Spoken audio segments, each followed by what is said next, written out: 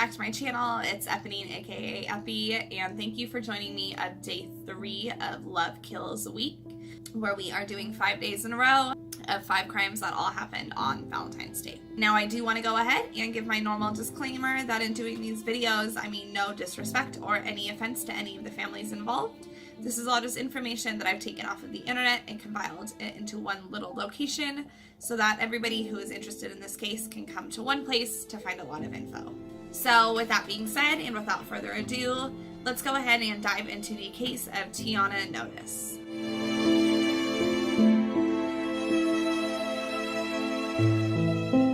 Now, on Valentine's Day of 2009, Tiana Notice woke up with no particular special plans. She didn't have a Valentine's date. It was just a normal day for her.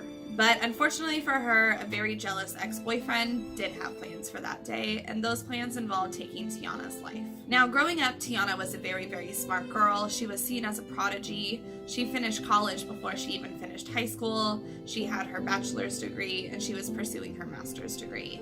And according to everybody, she seemed like she was the kind of girl who was just way too smart to fall for somebody like James Carter II. James and Tiana had met on an internet dating site, and their relationship was very off again, on again.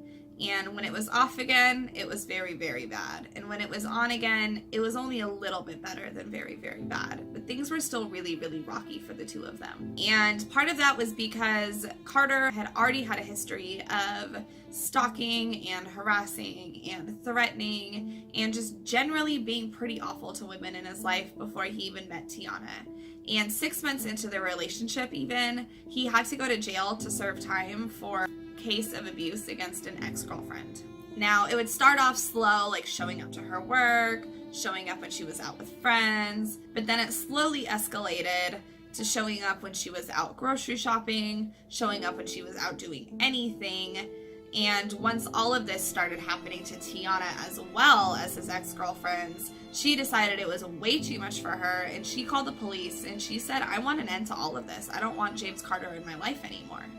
And obviously this just made James even more mad. So it got to a point where Tiana had to take out a restraining order against James, and then to try to get back at her, James took a restraining order against Tiana. So this couple was not supposed to be around each other at all. They were not good for each other. They were not healthy for each other. They were not a good couple. One night their harassment got really bad, and Tiana went to the police and tried turning him in and saying, "Look, I have a restraining order against this guy. He won't leave me alone. I need your help." And the police, unfortunately, did not help Tiana at all. They accused her of lying. They accused her of not even having a restraining order in place, and they did nothing to help her. And that night, Tiana actually went out to her car and called her mom and just cried on the phone. And unfortunately for Tiana, things only began to escalate at this point. She got really, really afraid when she noticed that her car tires had all been slashed while it was parked in her apartment parking lot. Now, once again, Tiana tried to report this to the police, but without any physical evidence that it was him, there really wasn't anything that they could do to help her. So Tiana's dad decided to take it in his own hands and to actually install security cameras that were pointing directly at Tiana's car. That way, if anything like this happened again, they would have a way to catch him. Not only that, but Tiana's dad, Alvin, actually helped kind of role play with Tiana so that if anything did happen, she was a little bit prepared and she kind of knew how she would escape and how she could get away from James. Now, the next night, Tiana came home and there was a note taped to her door that said, "Tiana, forgive me. I've never cheated on you. If I'm lying, may God take my life. Forgive me for everything that I've done." And so they finally thought that they were able to catch him because they had security cameras. He had visited their house. They were finally going to catch James at Tiana's house where he wasn't allowed to be. Only the tape and the security cameras had ran out. So they did not have this on footage either. But fortunately for them, what they did have was a note that James had written with his handwriting on it, and that could be used as evidence against him. So the family was happy that they at least had something to work with. So the family was very excited. You know, they thought they were finally going to catch him. They told Tiana, just stay safe until the cops get him. Just hang out for a little bit, lay low. That's all you need to do. But unfortunately for Tiana, she did not take her family's advice. And on Valentine's Day of 2009, she tried to return back to her apartment to get a bag of her things. When Tiana returned to her apartment, James Carter II was waiting in the shadows for her outside of her apartment after failing to break entry to the inside. He was furious about the fact that he was going to get in trouble for violating the restraining order, and he was dead set on taking this out on Tiana. So as Tiana Notice was walking to her front door to get her stuff to finally make her escape from James Carter II, he stabbed her 20 times, including 2 times in the heart.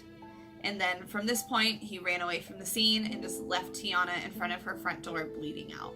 Tiana did manage to make a 911 call where she said she's bleeding to death. She was able to tell the 911 dispatchers that it was her ex-boyfriend who stabbed her. I know I do like to include 911 calls in these videos, but this one to me was really hard to listen to. So if you want to look it up, it is out there. You can find it, but I'm going to choose to not include that one in this video, just out of respect for her and her family. Now, neighbors saw his car, which was a PT Cruiser, cruising away from the crime scene. And this, along with the stab wounds and Tiana Notice's 911 calls, were enough to put together who had committed this stabbing. As soon as medics arrived, they rushed Tiana to the hospital, but unfortunately for her, they could not save her, and Tiana did pass away as a result of her stab wounds. Now, the attack itself was not caught on the security cameras, but there is audio. It was really great for them to have this audio because all of this was enough to put together charges against James Carter II. And James Carter II was actually sentenced to 60 years without the possibility of parole for the murder of Tiana Notice. Now, it is reported that Carter has apparently no remorse for this murder. He has referred to Tiana Notice as a bitch in letters to his family. He's also said that he does not regret doing what he did. So I'm glad that he's spending a long time in prison, and hopefully that is the rest of his life. Now, Tiana Notice's father, Alvin Notice, has become a very active advocate for domestic violence victims. He has started the Tiana Notice Foundation. That has helped raise a lot of money to help bring awareness to domestic violence victims and to help them get out of the situations that they're in. He has also started a program where abusers who are at high risk of striking again actually have to wear a GPS bracelet. Had something like this been in place the night that Tiana Notice was murdered, she would have been able to tell that James was at her location. But because there was no sort of tracking information available, she had no way of knowing his whereabouts, so she had no way of knowing that he was coming that night. In addition, Tiana Notice's family filed a wrongful death suit against the Texas Police Department because she did try many times to do what she needed to do to save her life, but they unfortunately were not responsive and did not help her at all. And her family was actually awarded $10 million in this civil suit. So yeah, that is it for today's story. This one to me is really heartbreaking because this poor girl did everything she was supposed to do. She went to the police, she had a restraining order, she asked for help, but she was just let down by everybody who was supposed to be helpful to her. But yeah, that is it for today. Thank you guys so much for hanging out with me. Thank you so much for giving me a little bit of your day. I really appreciate it. And until next time, we'll touch base soon. Love you. Bye.